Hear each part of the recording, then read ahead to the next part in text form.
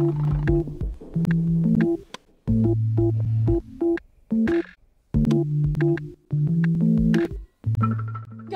Tag, Levesen. Moin, mein Tieg.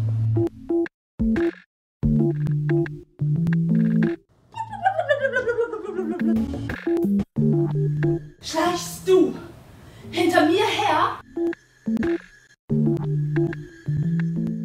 Ich bin der Tod. Ach, den Tod, das ist aber nur überraschend. Ich esse nie etwas. Hä? Wieso das denn nicht? Ein Mutter was essen. Ich bin der Tod. Ach ja. Schickram.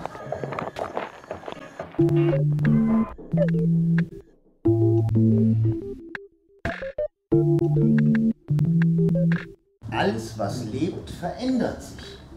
Genauso ist es mit dir.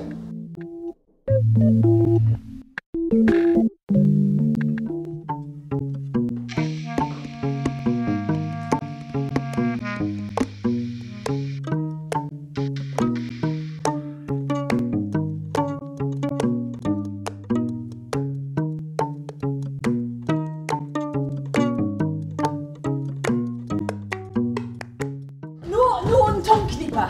Hä? Ein Tonkeeper. Also ein Zungenbrecher. Pass auf. Ha, ich wusste, das wusste an Wurstbogen wusste, denn ha, ich wusste im Überfluss.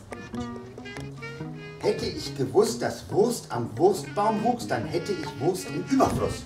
Ja. Nicht schlecht.